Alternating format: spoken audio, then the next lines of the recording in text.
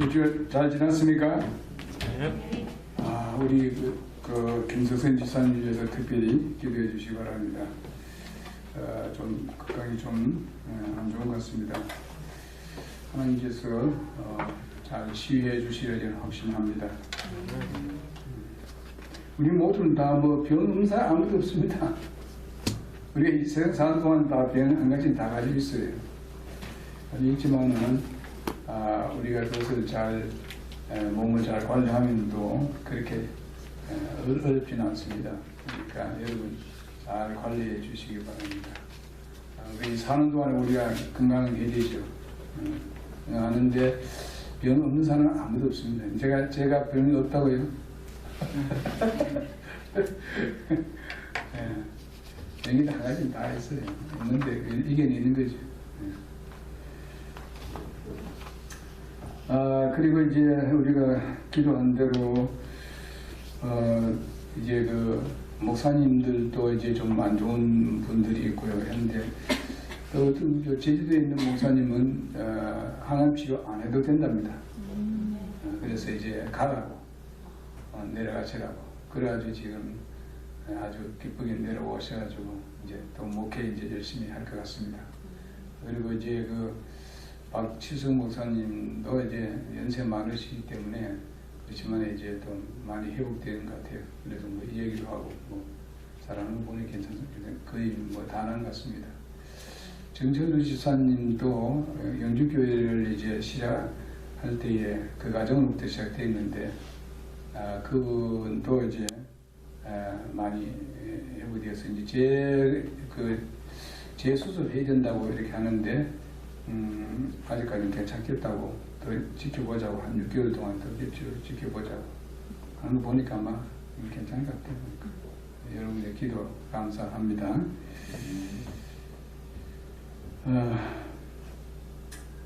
오늘 하나님의 말씀은 이제 이번 주간은 우리가 좀 예수님의 십자가의 죽으심에 대해서 좀 깊이 좀 생각하는 그런 주안을 좀 가졌으면 좋겠습니다. 물론 우리는 절기를 지키지 않습니다.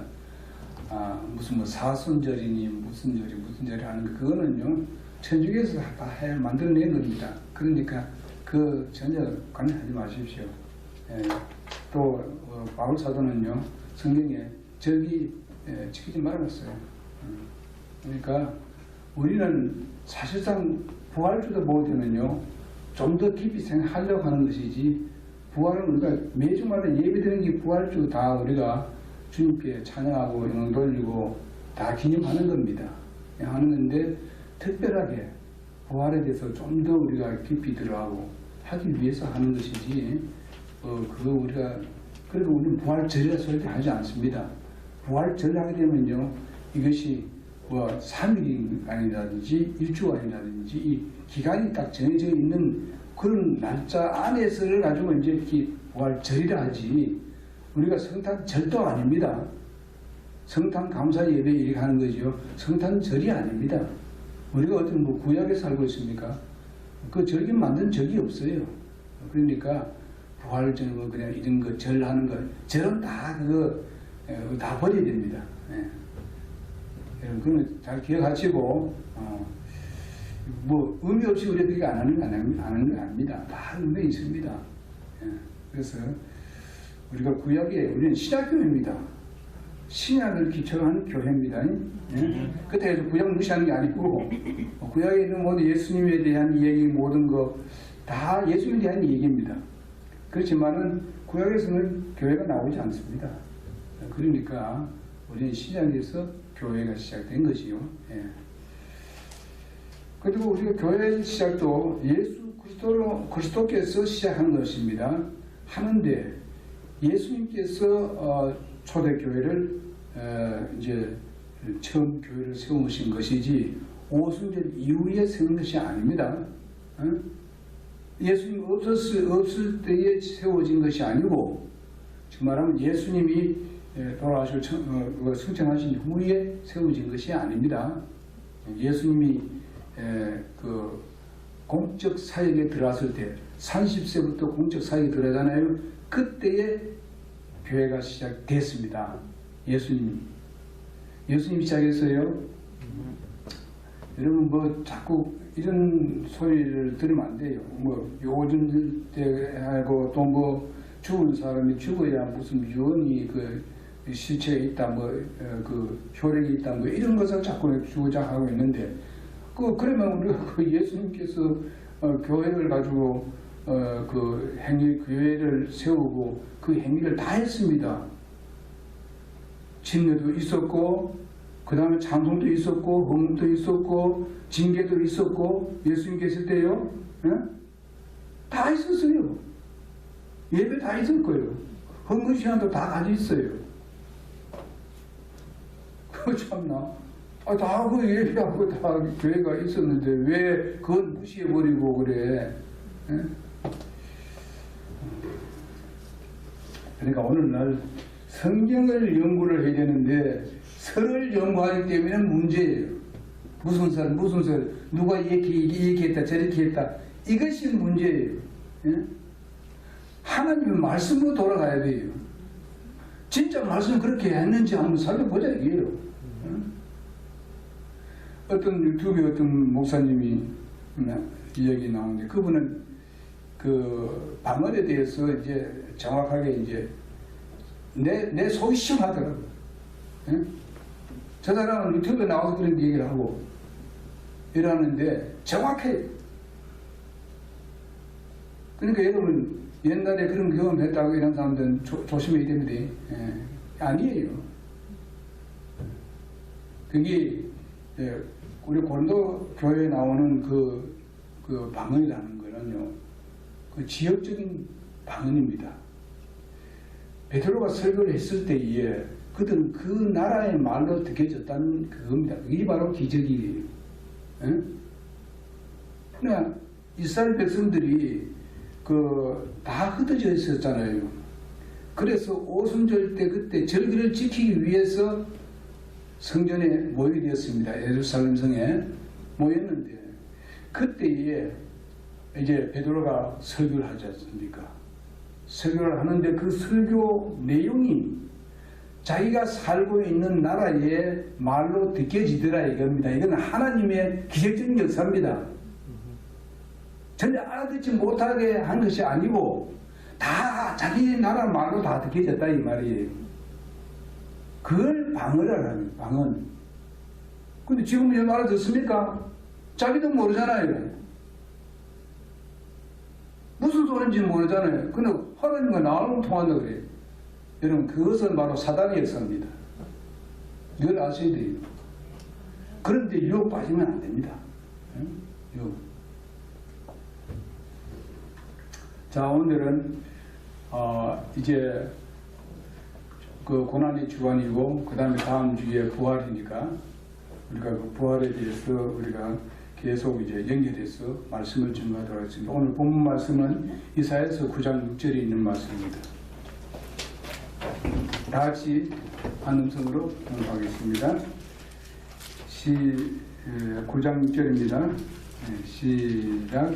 이는 한 아이가 우리에게 태어났고 한 아들을 우리에게 주셨는데 그의 어깨에는 정권이 놓이고 그의 이름은 놀라우시니 좋은자 강하신 하나님 영존하신 아버지 평화의 통치자가 할 것이기 때문이다. 아멘. 하나님 감사합니다. 오늘도 이 귀한 말씀 주셨는데 이 말씀 우리 주님께서 성령님을 통해서 우리에게 가르쳐 주시고 인도해 주셔서 하나님 말씀 잘 이해될 수 있게 해 주옵시고 정말 주님께서 오심과 주님께서 죽으심이 참으로 무엇 때문에 그랬었는지 우리가 잘 알고 감사하는 마음으로 우리가 주님께 순복하는 저들이 될 수 있게 도와주옵소서. 예수님 이름으로 기도드립니다. 아멘. 여기 이사야서 9장 6절에 있는 말씀은 이사야는 예수님 오시기 전에 700년 전에 있었던 대언자입니다. 하나님의 말씀을 예언하는 대언자입니다. 이미 700년 전에 예수님의 이름이 주어졌습니다. 예수님께서 어떻게 불려지는 그 불려지는 이름도 주어지는 것을 우리가 볼 수 있고 이사야서를 읽어보게 되면 예수님의 부활이라든지 예수님의 죽으심이라든지 이런 것들이 다 예언되어 있어요. 미리. 이건 놀라운 일입니다. 여기 보니까 몇 가지 지금 예수님에 대해서 이 얘기를 하고 있습니다. 한 아이가 우리에게 태어났고 한 아들을 우리에게 주셨는데 그의 어깨에는 정권이 놓이고, 정권이 놓였습니다. 예수님 어깨에. 그 예수님 정권 잡아봤습니까? 근데 정권이 놓여도 그렇습니다. 예수님이 이 땅에서 정권 잡은 적이 없습니다. 언젠가 정권 잡죠? 천년왕후시기 때 정권 잡습니다. 그때는 완전히 주님이 왕 중의 왕으로서 다스리게 될 것입니다. 그 다음에 그거 보게 되면은 그의 이름은 놀라우시니, 진짜 놀라우신 분이에요. 이분이 하는 모든 것은 기적적인 일입니다. 기적이에요. 그 다음에 조언자로서 이제 역사를 하셨습니다. 또 이 땅에 계시면서도 그렇게 말씀하셨고, 그 다음에 강하신 하나님으로서, 예수님이 강하신 하나님이라는 겁니다. 그리고 영존하는 아버지로서요. 예수님이 영존하는 아버지로서요.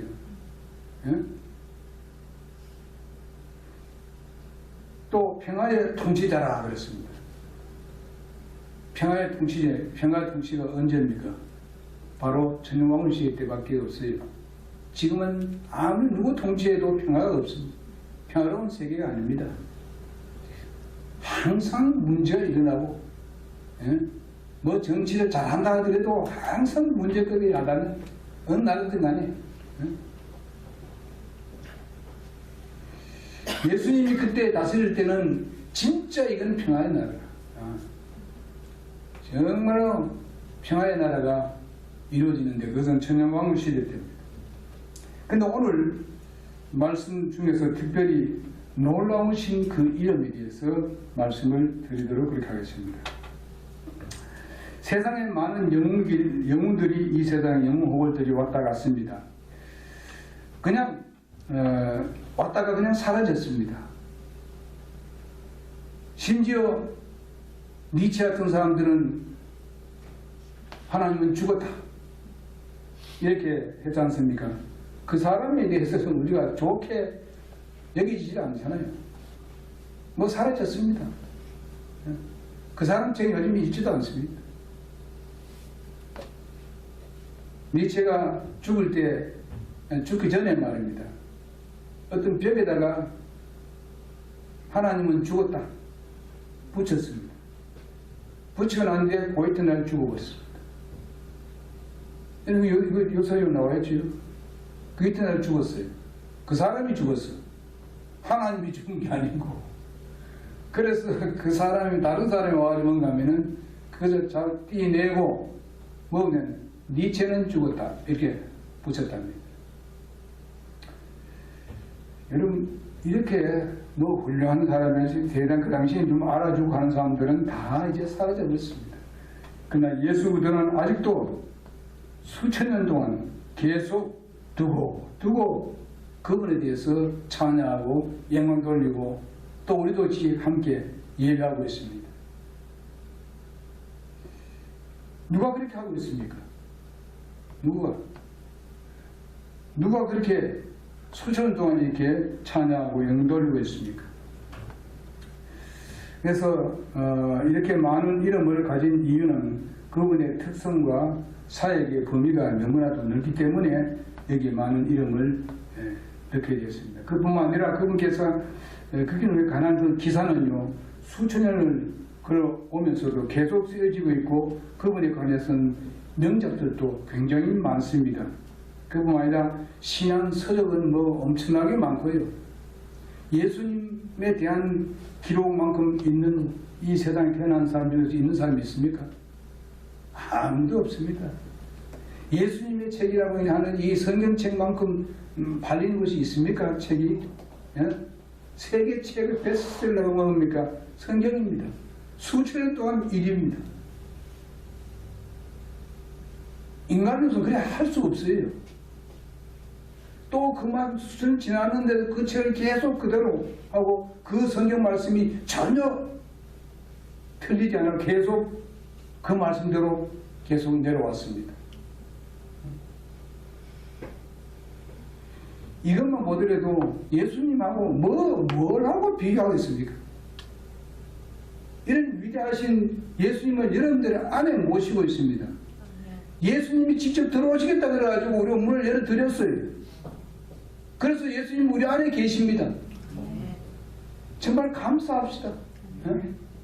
그 위대하신 하나님 아버지 되신 그 하나님이 내 안에 들어오셨습니다. 나는 정말 하나님 앞에 범죄하고 잘못이 엄청나게 많은데도 불구하고 주님은 우리를 사랑하셔서 우리 안에 들어와 주셨습니다.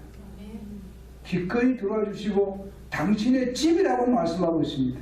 내 몸을 당신의 집으로 삼아주시고 한 번 들어오시면 영원히 나가시지 않으시는 하나님이십니다. 그런 하나님을 갖다가 뭐 조금만 잘하면 나간다 그래요. 예수님 나가버린다 그래요. 성령이 나가버린다 그래요. 성경에 어디 그런 기록이 있습니까? 응? 구원을 잃는다 그래요. 어디에 성경 말하는 것 갖다가 그거 지금 교회 시대가 붙여가지고 얘기한다 이거죠. 왜 이 어리석은 사람들이 지금 수많은 사람들이 그것을 믿고 있어요. 내가 잘못하면 구원이 잃는다 그래요. 그러면 요한일서 쓰지 말아야 돼요. 필요 없어. 요한복음 다 거짓말이에요. 예수를 믿고 구원받으면 영존한 생명이 있고 영존하다 그랬어요. 영존. 잃는다는 게 아니고 요한복음 5장 24절이 거짓말이었어요. 그러면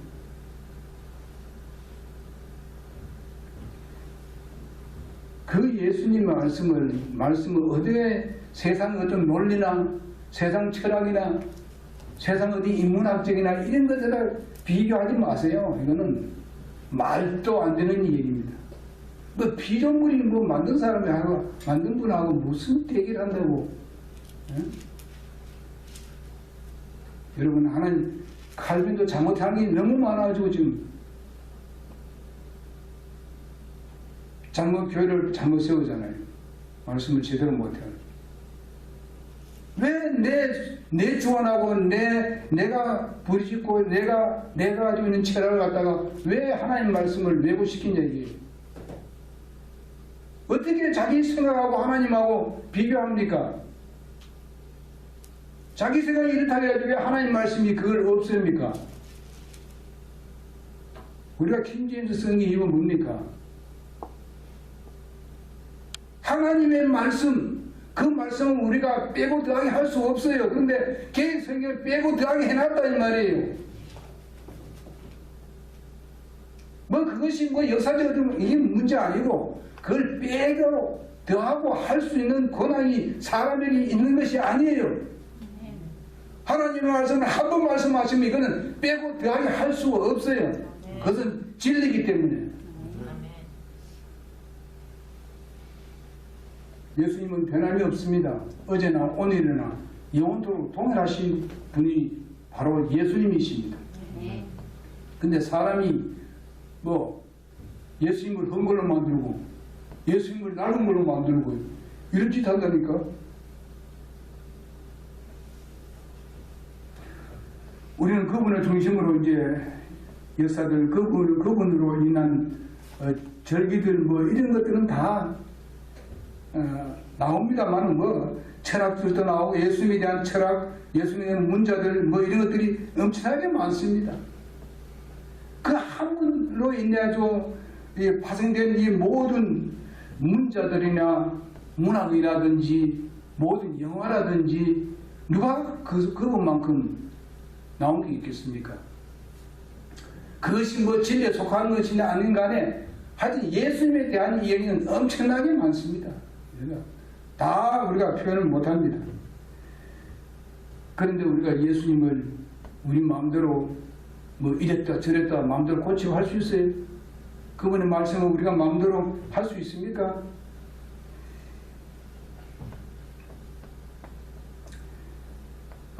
그래서 이 가운데 첫째 이름이 놀라우신이라는 그 이름 가지고 말씀을 드리겠는데 그분의 탄생이 놀랍습니다. 이미 그때도 제가 말씀드린 바 있습니다만 여러분 이 예수님의 탄생이 놀랍습니다. 예수님은 바로 동정녀 마리아의 몸에서 탄생했습니다. 정말 중요합니다. 이거를 부정하려고 딴소리 많이 합니다. 지금 뭐 예수님 동생이 있고 뭐 예수님의 동생도 다 있지 않느냐. 여러분 예수님 동생이 있어요. 예? 여러분 예수님이 동정녀일 때에 예수님이 태어났습니다. 마리아가 동정녀일 때에. 예? 그런데 나중에 요셉과 같이 살면서 태어난 그 아들들이 있고 딸들이 있습니다. 그들은 동정녀일 때 태어난 것이 아니고 요셉과 정원에서 성관계를 통해서 태어난 사람들입니다.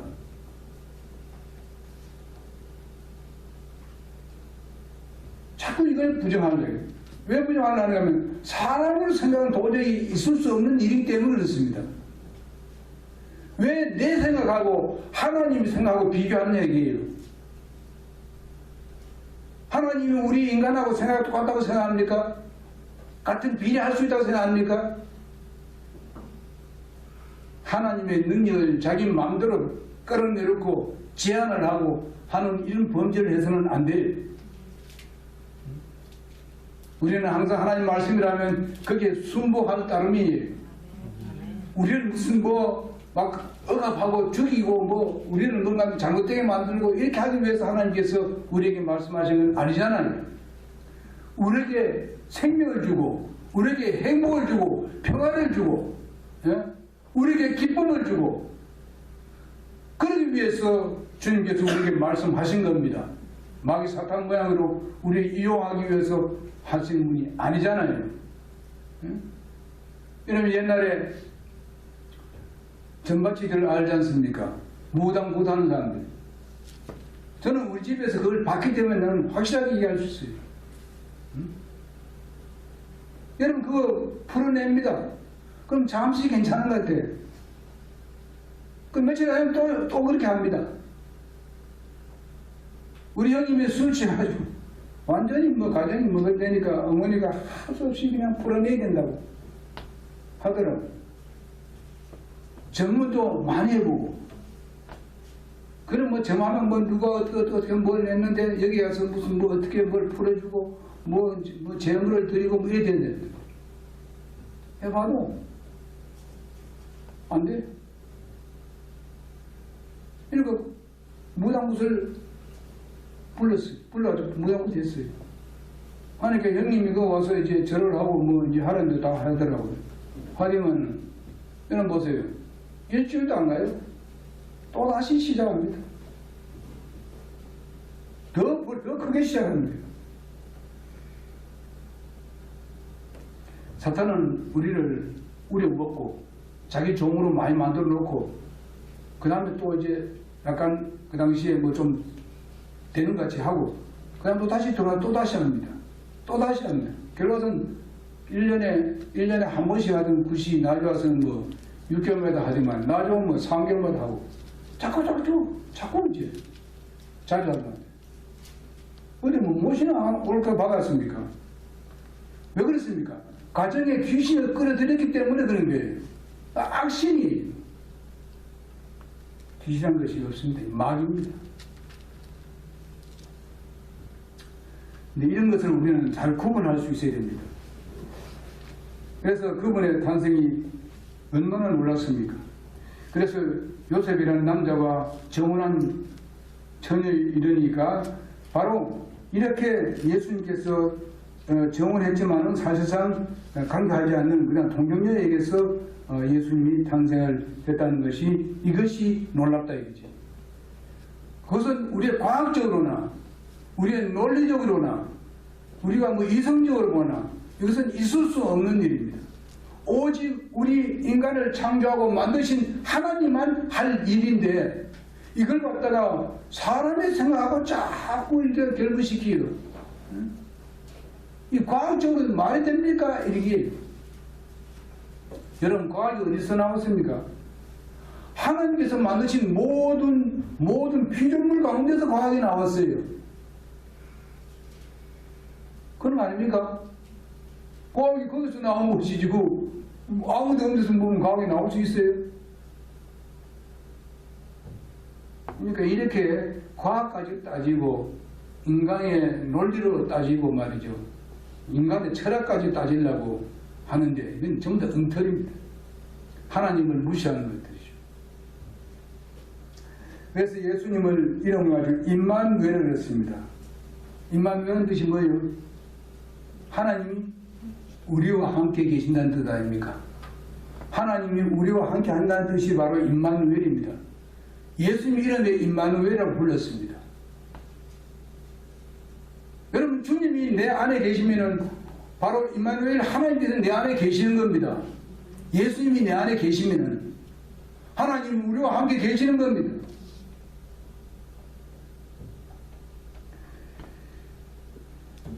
우리 주 예수 그리스도의 이 종생년 탄생을 부인하는 자들이 얼마나 많습니까? 저들은 이것이 과학적으로는 불가능하다 이렇게 주장하면서 아주 거짓으로 얘기하고 있습니다. 천지 만물을 말씀으로 창조하신 하나님께서 왜 그 일을 못합니까? 왜 처녀의 몸에서 탄생하게 못합니까? 하나님은 하실 수 있습니다. 그 예수님이 하나님이십니다. 하나님이 인간의 몸으로 오신 것만 해도 우리는 감사무지로소이다. 그 위대하신 하나님께서 우리를 구원하시기 위해서 인간의 몸을 입고 오신 이 사실에 대해서 생각해 보십시오. 예수님이 이 땅에 계실 동안에 예수님이 시간과 공간의 제한을 받으셨습니다. 하나님이 시간과 공간의 제한을 받으시는 분입니까? 아니잖아요. 우리의 죄를 담당하기 위해서 인간은 모습으로 와야 되기 때문에 시간과 공간의 제한을 받을 수밖에 없었습니다. 그것을 참으시고 인내하시고 견뎌졌습니다. 누구를 위해서? 여러분과 나를 위해서. 이 세상은 사탄의 세상이기 때문에 여기서 우리를 구원해내고 우리로 하여금 평화를 주시기 위해서 그렇게 하셨습니다. 그래서 예수님은 동정녀 탄생에 할 수밖에 없었습니다. 자, 만약에 예수님이 어떤 성적 관계로 태어났다고 생각합시다. 하나님께서 그런 식으로 했다면 하나님 말씀 다 거짓말입니다. 왜? 사람은 태어날 때부터 이미 그런 죄인으로 태어난다고 그랬습니다. 동정녀에게서 탄생하지 아니하면 다 죄인입니다. 예수님도 죄인입니다. 만약에 성적 관계를 통해서 태어났다면 아무리 하나님께서 그에게 태어났다 하지만은 죄인으로 태어나게 되는 겁니다. 죄인이 죄인을 대신할 수 없습니다. 용서할 수 없습니다. 씻을 수 없습니다. 그래서 예수님께서 정말 이 동정녀 탄생이 놀랍고 놀라운 기적입니다. 이건 하나님만 하실 수 있는 일입니다. 그분이, 그 예수님이 내 안에 계시는 것, 죄 없으신 분으로 오셔야 되기 때문에 우리 죄를 담당할 수가 있는 것입니다. 그뿐만 아니라 예수님이 태어나신 예수님 안에 있는 그 피는 바로 하나님의 피입니다. 성령으로 잉태했다 그랬습니다. 성령이 하나님이십니다. 그 피는 하나님의 피입니다. 하나님의 피이기 때문에 우리의 죄의 피를 정말 씻을 수 있는 것입니다. 죄인의 피가 죄를 어떻게 씻을 수가 있습니까?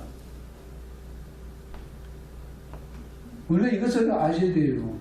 그냥 피라니까 우리가 똑같은 피인 줄로 생각하지만 천만의 말씀입니다.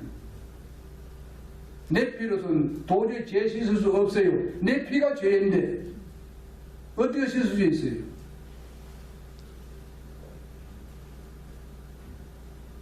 동정녀 탄생하지 않으면 하나님의 피가 거기 들어갈 수가 없습니다. 그렇지 않습니까? 이것을 아직까지도 신학교에서 교수들이 모르는 교수들이 너무 많다는 거예요. 응?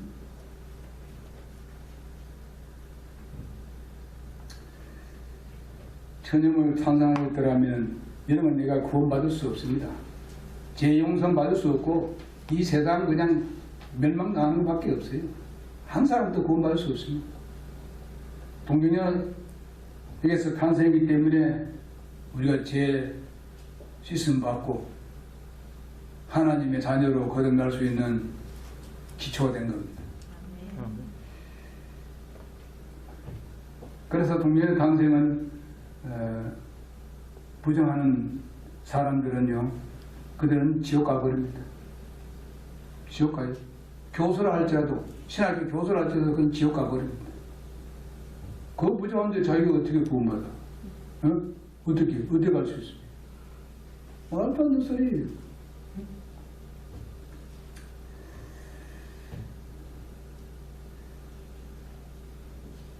여기까지 주님께서 인도하신 하나님께 감사드리면서 하늘부터 천사들이 예수님 오실 때에 찬양을 했습니다. 예수님 탄생할 때에. 예수님 탄생할 때에 동방에 있는 그런 뭡니까? 동방에서 온 현인들에게 별으로 나타나서 별이 인도했잖아요. 응? 누가 태어날 때 별이 인도한 사람이 있습니까? 천사들이 노래하고 찬양한 적이 있습니까? 어느 누가? 석가 태어날 때 그랬습니까? 공자 태어날 때 그랬습니까? 모하메드 태어날 때 그랬습니까? 어디에 비교를 합니까? 어디다? 하나님의 피조물이 어디 하나님하고 대기하려고 그래? 말도 안 되는 소리를. 세상의 철학 가지고 어디 하나님 말씀에 대한 도전해요.